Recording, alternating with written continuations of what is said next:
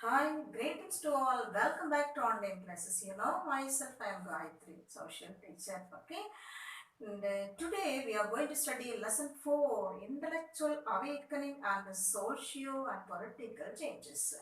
So, the title of the lesson is Intellectual Awakening and the Socio Political Changes.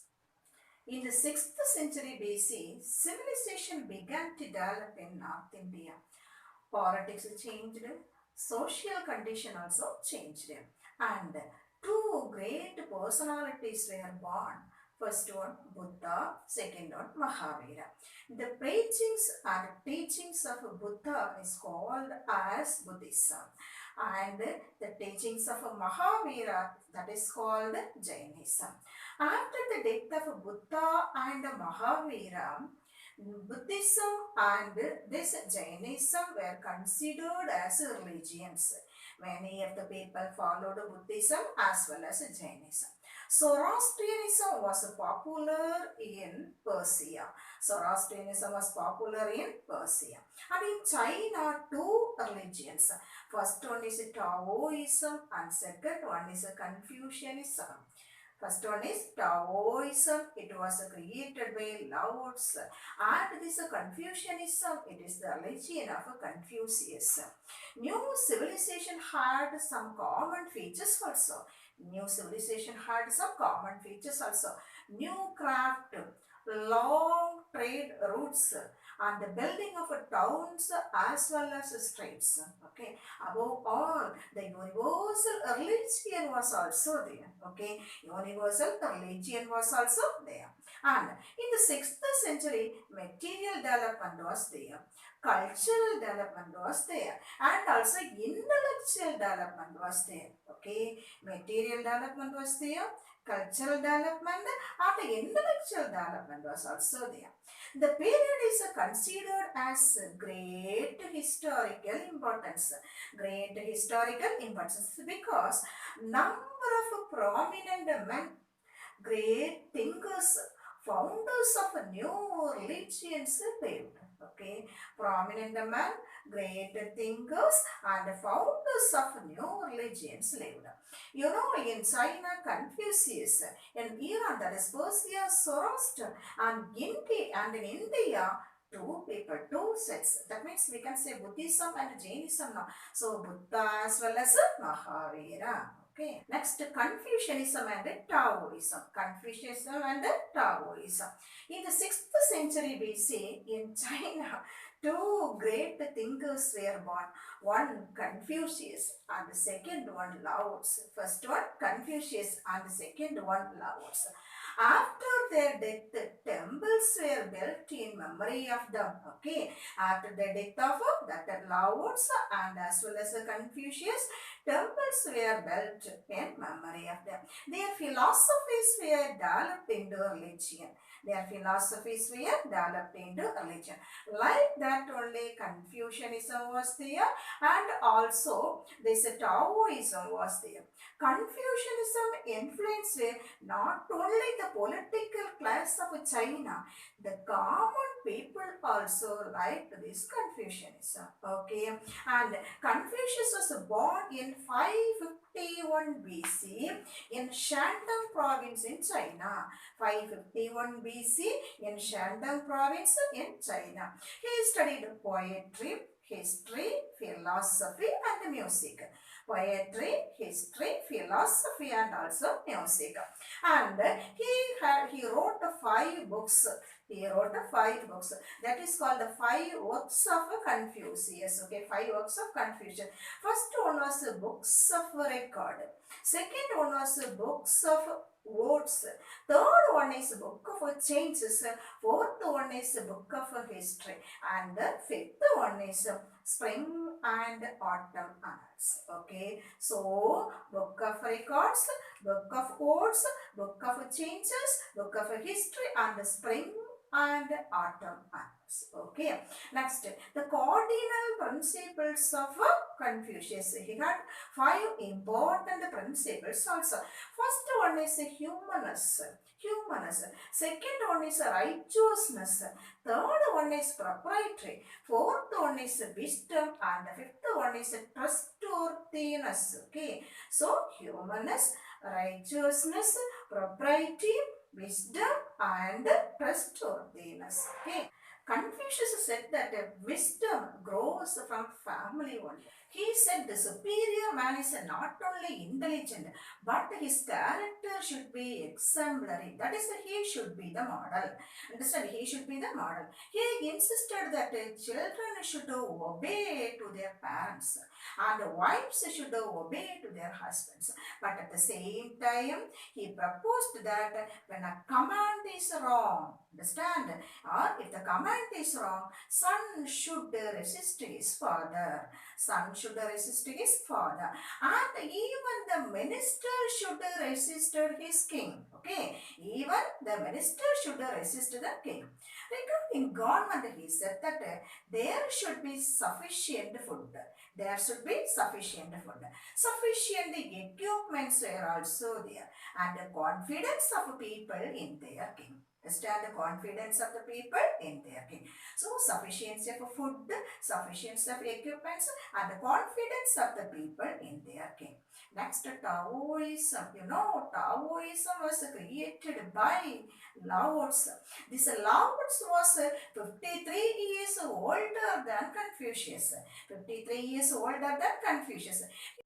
Born in 604 BC, and he was disgusted with the politicians, and during his time corruption was there, so he left China. He wrote one book with two parts, and it had 5,000 words. It had 5,000 words.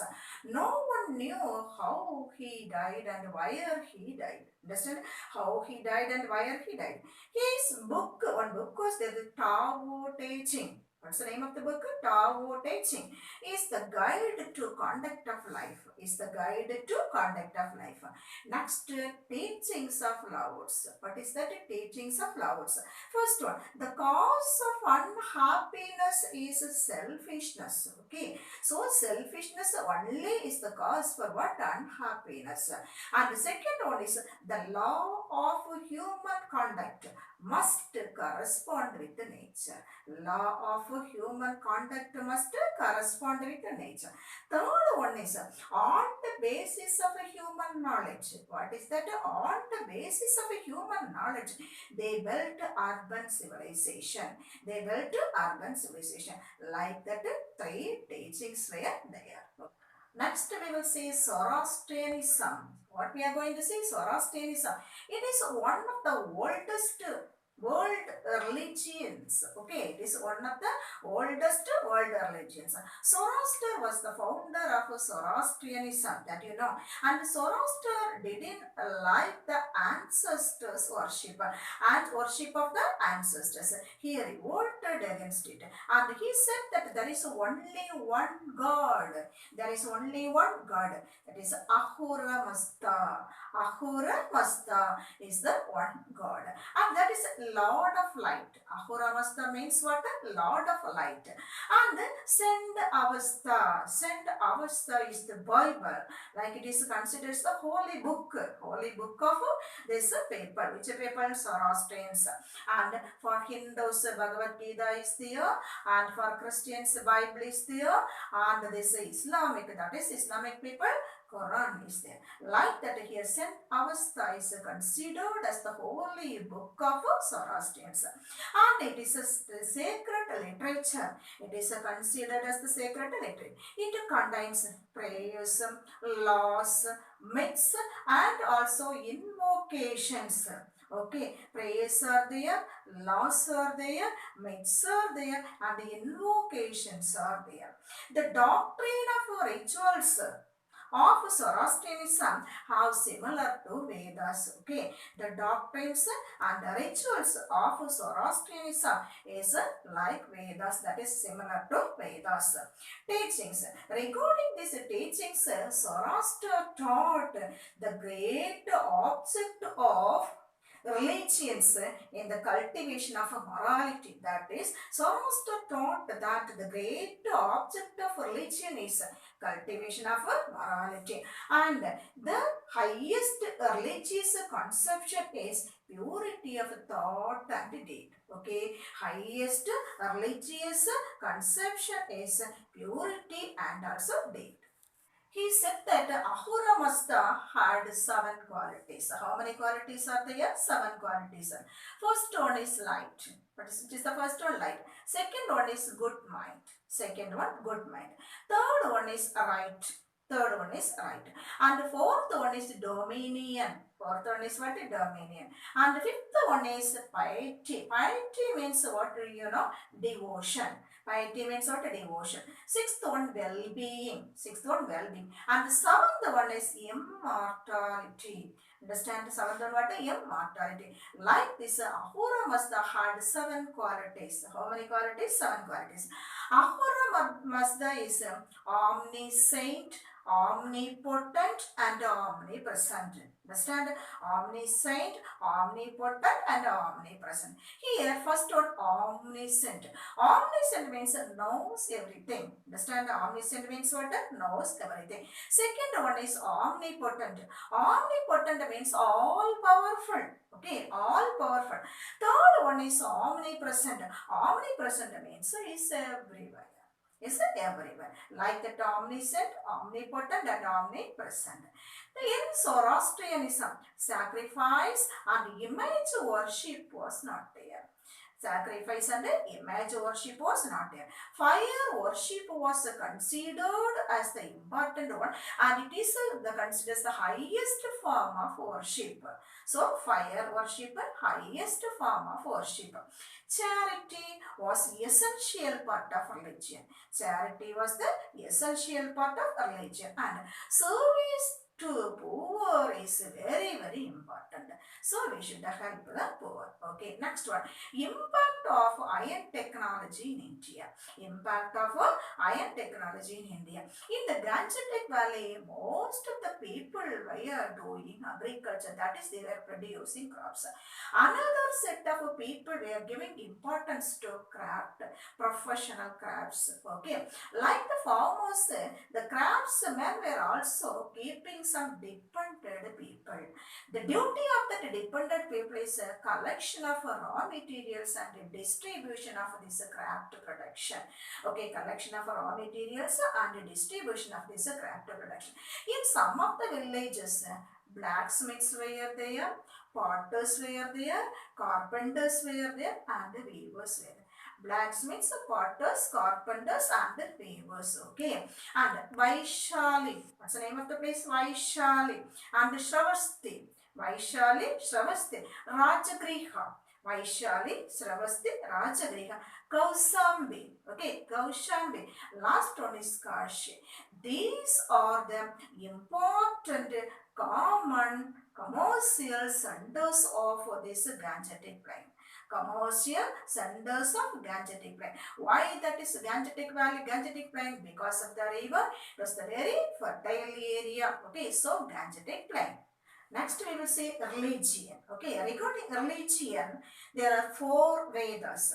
Rig Veda, Yajur Veda, Sama Veda, Atharvana Veda. Rig, Yajur, Sama, Atharvana.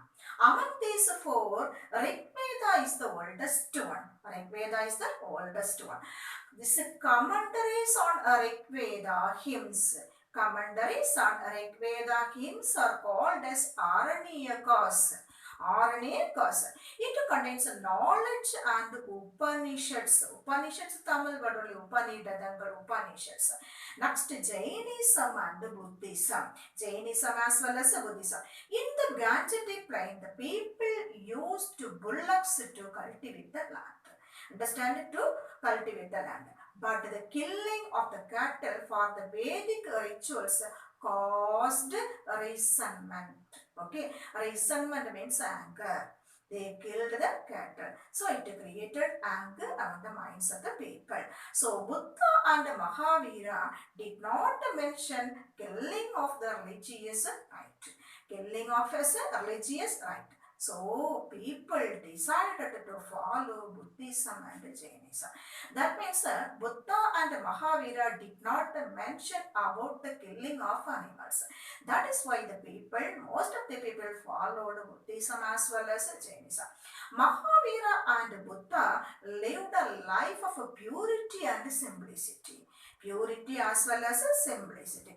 They lived in the time of Bimbisara and Ajatasattu. You know, Bimbisara and Ajatasattu were the Magadha rulers, Magadha emperors.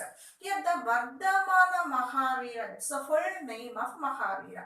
Vardhamana Mahavira. He was born in 599 BC at Kundagrama near Vaishali. Kundagrama near Vaishali. His mother was Trishala Devi. His mother was Trishala Devi. She was a Lichavi princess. Lichavi is a clan one set. Okay, Lichavi princess. Vardhamana Mahavira spent his early life as a prince only, okay? And he married a princess. Her name was Yashoda. Understand that her name was Yashoda. At the age of 30, he left his home. He didn't like this worldly affairs. Worldly life was not liked by Mahavira, so he left from his home and became a saint, became a monk, like that we can say. And over 12 years, he was wandering here and there. Or wandering means roaming here and there. At the 30th year, okay, he got the highest knowledge and came to be known as Jina and Mahavira. Jina and Mahavira. Jina means conqueror. Jina means conqueror. Mahavira means great hero.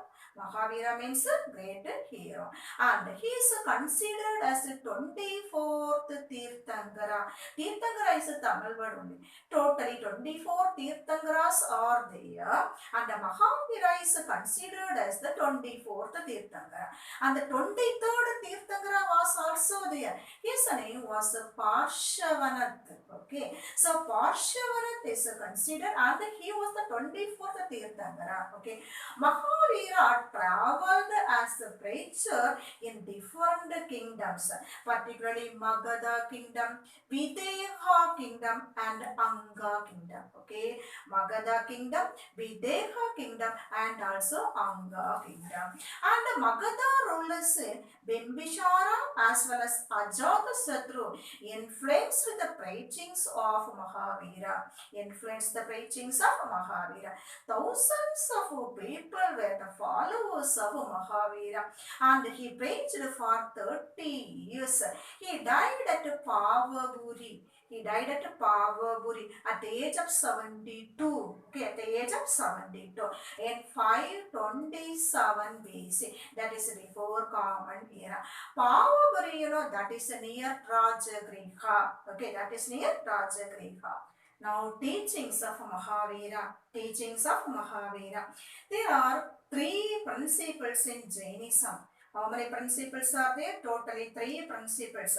So that is called as 3 Ratnas. That is called as 3 Ratnas. First one, right faith. What is the first one? Right faith. Second one is right knowledge. Second one is right knowledge. Third one is right action. So, right faith, right knowledge, right action. Now, first one, right faith. What is right faith? Believe in the teachings and the wisdom of Mahavira. Believe in the teachings and the wisdom of Mahavira. Second one, right knowledge. There is no God. What is that? There is no God. The world existed without a creator. The world existed without a creator. Third one is right action. It refers to 5 great vows. 5 great vows. First one, ahimsa. First one, ahimsa. Second one is honesty. Second one is honesty. Third one is kindness. Third one, what? Kindness. Fourth one is truthfulness. Fourth one is truthfulness. Fifth one is not desiring things belong to others. Not desiring things belong to others. Okay, these are the five. So right action. So right faith, right knowledge, right action. Okay, now next one, spread of Jainism. Spread of Jainism. In order to spread Jainism, this Mahavira followed, that is a founded monasteries. Founded monasteries. In North India, the new faith was followed by Dhanananta. North India, this new faith of Mahavira was followed by Dhanananda, Chandragupta Maurya and Karavela. Okay, Dhanananda, Chandragupta Maurya and Karavela. And during 4th century BC, many people followed this Jainism in Karnataka and Western India. So, 4th century BC, many of the people from Karnataka and this Western India followed which one is Jainism. Okay, and in India, people left the costly rituals. Okay, that means people didn't like costly rituals and sacrifices. Costly rituals and sacrifices were not liked by the people.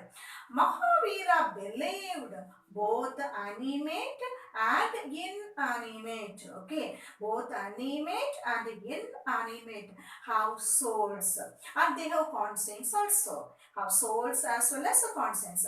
They feel pain when they are injured. They feel pain when they are injured. Okay.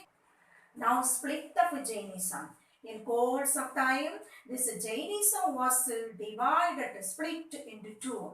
First one is Digambaras and the second one is Swadambaras. Okay, these are the two divisions. So first one was the Digambaras and second one is Swadambaras. Next, decline of this Jainism. Many causes were mainly responsible for the declining of this Jainism. So first one, lack of royal patronage. So different sets of people, they ruled different, that is different dynasties, different emperors. They are not at all giving much importance to this Jainism. That is one of the causes. And the second one is spread of Buddhism. Okay, spread of Buddhism. Because of these reasons, this Jainism started to decline. Started to decline. Next, Jainism was one of the major faiths in Tamil Nadu. Jainism was one of the major faiths in Tamil Nadu during 7th century Common Era. That is during 7th century Common Era. The Jaina Kanchi, that is known as Jaina Kanchi. We can see many Jain temples. 5 temples are also there in the place of Jaina Kanchi. That is nearby Kanchi only, Jaina Kanchi. One of the important temples, that is Tiruparathikundam. Understand the Tiruparathikundam temple. Important temple of Jaina Kanchi. Tiruparathikundam. In this Tiruparathikundam temple, the ceiling is painted with the life story of Mahavira. Okay, va? In this Tiruparathikundam temple, the ceiling was painted with the story of Mahavira. The statue of Bahubali at Shravana Balagola. So the name of the place is Shravana Balagola. That is in Karnataka. So statue of Bahubali is presented or it is presented by Shravana Balagola in Kannada. It is the tallest Jaina statue of India. It is the tallest Jaina statue of India. It is also known as Gomateshwara. It is also known as Gomateshwara. So, with this, I finish today's session. I believe you studied the previous class lessons, lesson 1 to 3. And from this lesson also, prepare all the one-word answers and write it in one notebook. Okay, I'll meet you in the next session, children. Bye.